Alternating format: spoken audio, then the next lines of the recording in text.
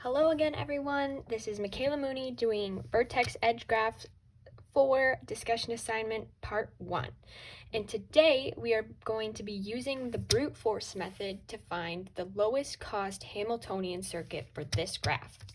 Now first, let's start off by defining a Hamiltonian circuit, which is a circuit that visits each vertex exactly once except the one it starts at, because it's also going to end at that one. So it's something like going from A to D to B to C back to A. So there's three steps that we have to do to find the lowest cost circuit. And lowest cost, why that's important is because there's going to be many different ways. Like we could A, C, B, D back to A, B, C, D back to A. There's a bunch of different ways to go from A, hit all the vertices once, and then get back to A. But all of these numbers here are, you could think of it as like energy or money or resources, stuff that you're going to have to give to get to that from point C to point D or point A to point B. And so that's what these numbers represent. These are the costs that it takes to travel from this point to this point or this point to this point. So we want to find the one that has the lowest cost. And the brute force method is looking at all of the possible circuits, computing all of the costs, and then picking the lowest one. So it works well for things like this, where we only have 4 vertices, because we know that we're going to get the lowest method every time, or the lowest cost one circuit every time. But if we start getting 5 or 6 vertices, it can get kind of crazy, and you'll see what I mean after we get into it. But so let's start with step number 1, which is examine all the possible Hamiltonian circuits. So we know a Hamiltonian circuit visits each vertex exactly once except the starting vertex, where it also ends at.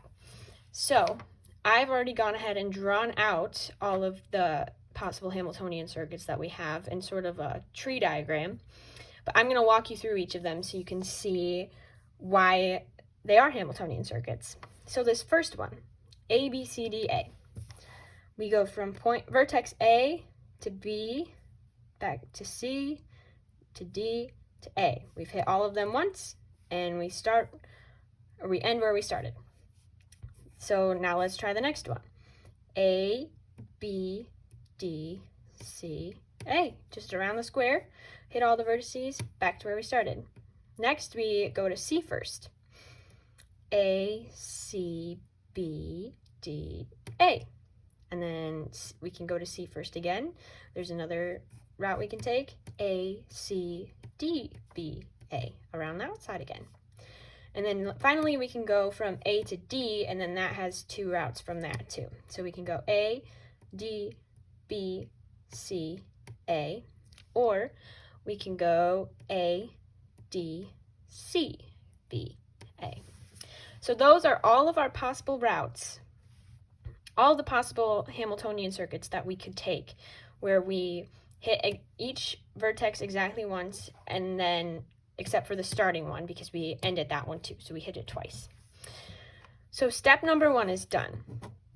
Oh, my pen decided to die there. Step 1 done. Next, we go to step number 2, which is where the numbers start to factor in. So that at first we just kind of ignored the numbers because we only care about hitting all the vertices once and then starting where we ended. But now we look at the numbers. So I've written out all of our Hamiltonian circuits. A, B, C, D, A goes to here, and then A, D, C, B, A is down here, and all the rest of them in between. So you want to do those, list all those out, and then we're going to add together all of the numbers that are between the 2 points. So like A and B, B and C, C and D, D and A. And that's going to give us the total cost of that circuit. So let's go ahead and I'll show you how I got these numbers. So for this first one, A to B is 45. So 45 plus B to C, 71. C to D is 63. D to A is 52. So we add all that together and get 231. For the second one, we do A to B, which is 45. B to D, which is 49. D to C, which is 63. And then C back to A, which is 58. And if you add all those together, you get 215. So far this one is our lowest one if you compare it to 231, because bigger number means bigger cost. So we like this number better already. Number 3, we start at A. I just chose to start at A. You don't have to, I should have mentioned this earlier, but you don't have to start at A. You could start at any vertex you wanted to. I just chose A because I feel like it's easier to explain and to understand if this is your first time looking at it. But anyways, down to this one, or sorry, we're on number 3. Start at A, go A to C, which is 58, C to B, which is 71, B to D, which is 49, and then D back to A, which is 52. Add all those together, you get 230. So this one is still winning. We like that number. This one, not really a close second, more like a close third because it's only one off, but let's keep going. A to C is 58. C to D is 63. D to B is 49, and B back to A is 45. So we get 215 again. Very interesting. We got 215 up here, and we get 215 again down here.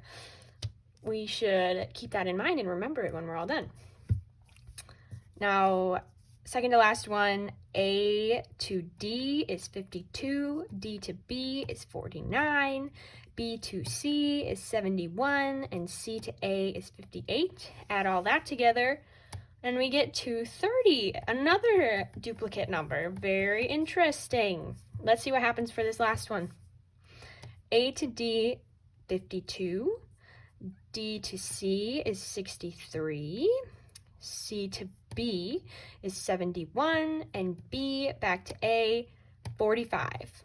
So we add all those together, and we get 231. So as you can see, we have duplicates. We have 3 duplicates of each one. So I'm going to go ahead and highlight the ones that are the same. So 231, and this one is 231. 215 and 215, just so it's easy for you to spot which ones are the same. And then this one is 230, and this one is also 230. Now let's take a look at why this might be happening. So if we look at 231, our circuit, our Hamiltonian circuit is A, B, C, D, A. If we look at this other 231, forwards it's A, D, C, B, A. But backwards it's A, B, C, D, A. A, B, C, D, A. So really, these two are the same. They're the same circuit, just reversed. So that's why we're getting the same numbers, because they're the same circuit. So it looks like we have 6 Hamiltonian circuits, but we actually have 3. Because if we look at 230, ACBDA, ACBDA. Same circuit, just reversed. And same thing for 215. ABDCA, ABDCA. They're all the same circuit, just in reverse. So that's why we get the same numbers, because if they're the same circuit, it doesn't matter when you're adding numbers if they're what order they're in. So we really only have 1, 2, 3 circuits. So yeah, and that's why these numbers are the same. So now let's move on to step number 3. Choose the circuit with the lowest total cost. As we were adding them up, we could tell that these two, 215, they are our lowest cost. And obviously we know that because they're the smallest number. We want smaller number equals smaller cost, bigger number equals bigger cost. So we can choose both of these ones, but you can write them both down, but make sure you note that they're the same circuit, they're just reversed. Remember, because A, B, D, C, A, if we go A to B to A, B, D, C, A, it's the same thing as going A, C, D, C, B, C, A. Oh, I can't say it fast. A, C, D, B, A. Same numbers. We're hitting the same exact pathway. We're going in a different direction. So we have successfully found our lowest cost circuit, our lowest cost Hamiltonian circuit, which, remember, is where we hit each vertex exactly once, except for the one where we started, because we also end at it. And we found that using the brute force method, which is very good for graphs with a low number of vertices, but can get pretty crazy because if we have more than 4, because our tree would get huge. So many different paths you could take. But thank you so much for listening to me and for being here. I can't wait to see you next time, and I hope you have a great rest of your day. Bye!